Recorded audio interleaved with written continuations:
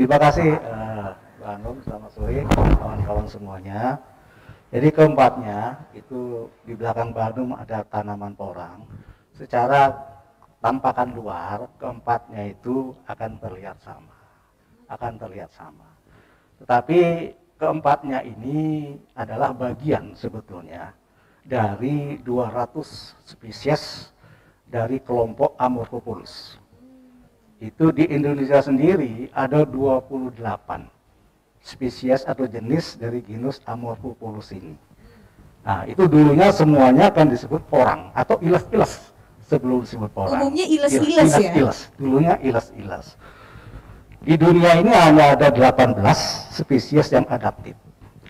Di Indonesia ada 28. Kalau sebarannya memang itu ada 7 spesies di Sumatera, 7 spesies di Jawa, 6 spesies di Kalimantan.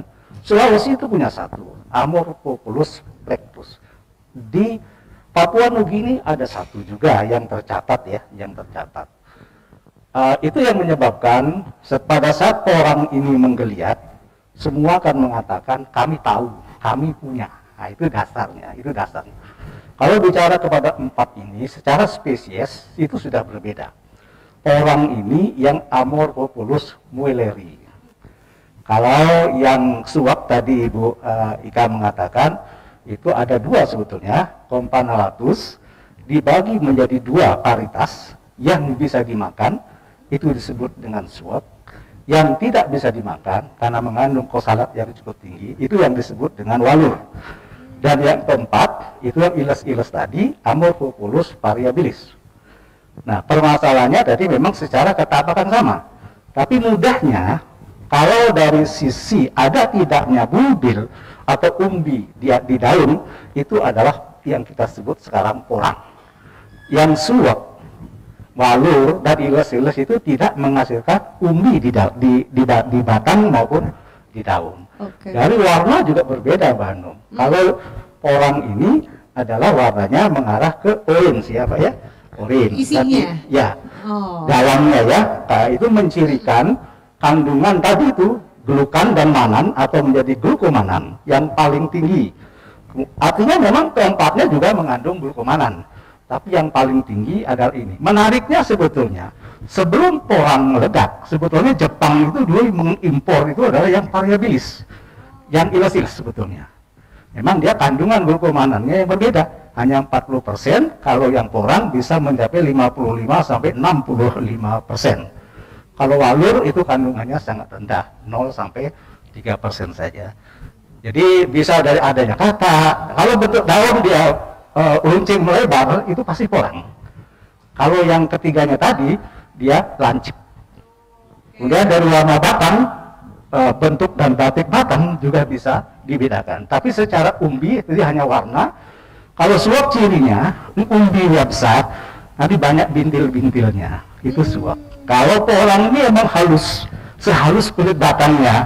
Karena kalau walur dan suap itu ada, kalau kita peluk, itu nggak halus, Mbak Anum. Jadi kalau kita mau meluk porang, seperti Pak Menteri bilang, seperti ibarat perempuan. Oh, oke.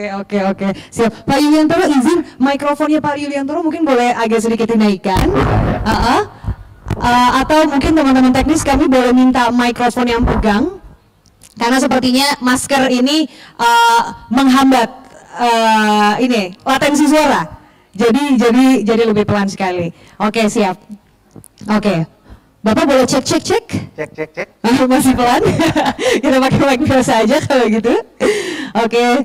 Supaya lebih enak ya teman-teman, jadi lebih terdengar informasinya karena ini useful sekali untuk bisa teman-teman ketahui. Jadi sudah tercirikan ya bedanya porang, iles-iles, lalu juga suwek tadi seperti apa walur juga.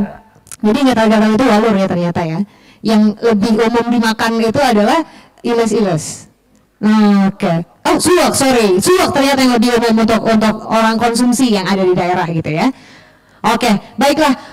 Mungkin pertanyaan selanjutnya lagi Pak. Ini kan kalau kita bicara juga tentang tanaman apapun itu, tapi spesifiknya kita sekarang ngomonginnya soal porang. Apa ya resiko budidaya? nggak akan lepas dari hama, lalu juga resiko penanaman. Nanti saya juga penasaran jawabannya Daeng Syahar ini seperti apa dari temuan di lapangan langsung tuh dari bercocok tanam porang ini. Apa sih sebetulnya yang menjadi penghalang yang modern sekali untuk bisa menghambat laju pertumbuhannya? Kalau porang ini memang kan dikatakan suatu komoditas liar yang dibudidayakan. Habitatnya hutan, jadi sifatnya secara habitat agroekosistemnya dia sangat seimbang, sehingga kendala berbudidaya porang ini relatif tidak tinggi atau tidak banyak. Ya, apalagi memang kalau nanti tetap diarahkan, porang ini adalah semacam jargon atau bendera kuat, suatu komoditas yang memang sejak awal diarahkan sebagai komoditas yang organik sifatnya, atau inputnya rendah. Secara hama sebetulnya, kalau kita benar di dalam pemilihan bibit ya, kalau pemilihan bibitnya sudah benar, baik melalui umbi, baik melalui kata atau bulbil, atau menggunakan biji, kalau ini sudah benar, itu peluang untuk terjadi serangan tidak ada. Karena permasalahannya sebenarnya kata kuncinya, kandungan kristal oksalat dari apsan oksaprat yang berupa kristal yang menyebabkan kenapa manusia, hewan tidak bisa mengkonsumsi langsung porang ini karena menimbulkan rasa gatal dan iritasi. Jadi saya pikir ini suatu karunia yang sangat luar biasa, sehingga dikatakanlah bahwa ini sebenarnya makanan ular, kan gitu ya, makanan ular. Kalau sudah hanya ular yang mau makan, berarti manusia tidak bisa. Jadi kendalanya tidak begitu banyak. Kendala sekarang yang ada karena dibutuhkan dalam satu program cepat 30.000 hektar itu membutuhkan sekitar 6 juta bibit ya Pak ya, 6 juta. Nah, bagaimana menyediakan bibit dalam waktu cepat dalam jumlah 6 juta, ini suatu permasalahan karena kemampuan, kalau kita melihat kemampuan dari umbi itu menghasilkan itu hanya sekitar kalau kata itu hanya sekitar 50.000 kata per hektar. Tapi kalau potensi nanti melalui biji itu 1,8 juta biji per hektar. Permasalahannya petani-petani kita tidak berkenan. Karena dia akan mencegah, karena biji itu muncul pada pertanaman musim keempat. Rata-rata petani itu musim ketiga itu kandungan glukomanan paling tinggi itu akan dipanen. Kalau masuk bulan musim keempat, itu cenderung akan muncul bunga. Kalau muncul bunga, kandungan glukomanan turun ya, sehingga dia memotong potensi untuk berbunga dan menjadi biji. Jadi menurut saya kendala itu, kalau masalah lahan, tingkat toleransi tanaman ini sangat tinggi. Dari tanaman yang sebetulnya habitat naungannya 40-60%, ketinggian 0 sampai 1100. Kondisi sekarang fakta mengatakan mulai digiring ke tanaman-tanaman lahan terbuka. Oke. Pak Wiyontoro, tapi kalau bicara tentang peluang dan juga potensi pemanfaatan plasma nutfah untuk penanaman porang ini tuh sebesar apa sih Pak? Kalau peluangnya tinggi, besar, luar biasa. Karena plasma nutfah porang ini satu karunia yang memang khusus untuk porang. Itu sebaran aslinya, itu hanya Andaman, Myanmar, Thailand, Indonesia. Itu sebenarnya sebaran porang.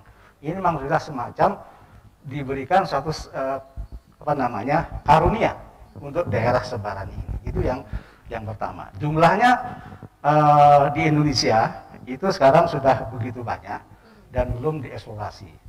Ini harus kita jaga betul Mbak Hanum, karena ini adalah suatu modal ke depan, karena dia mahal.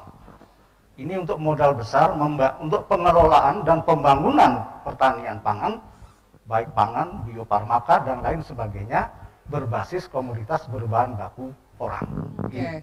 Ini yang menurut saya pelaksananya luar biasa. Tantangannya besar, karena ini merebak begitu cepat. Artinya ada beberapa titik yang menyimpan plasma koleksi porang, tapi belum bergabung secara baik. Jadi belum terkelola dengan baik, tapi upaya-upaya itu sudah ada. Jadi tantangannya nanti adalah bagaimana kita menyatukan menjadi suatu kebun, apakah namanya kebun porang dan lain sebagainya, suatu koleksi dunia yang nantinya adanya juga di Indonesia. Ini tantangan kita ke depan. Tantangan berikutnya adalah bagaimana generasi muda dituntut seperti CTA-nya Pak Menteri, dituntut karena ini tanaman unik menurut saya. Kalau tanaman yang lainnya bergerak di hulu, mencari hilirnya nggak sampai-sampai begitu ya, nggak sampai-sampai. Kalau ini dia sudah di hilir, menekan hulunya. Jadi para ilmuwan, teknologi, semua ini ditekan dan didorong, dipaksa. Ini komoditas anomali kalau menurut saya. Hilirnya sudah ada, pemesannya dunia. Udah siap semuanya, infrastrukturnya ya. Nah, kita yang harus segera cepat, generasi muda, para peneliti, dosen, ilmuwan, dan petani milenial bergerak bersama bagaimana mentuntaskan permasalahan penggunaan boran di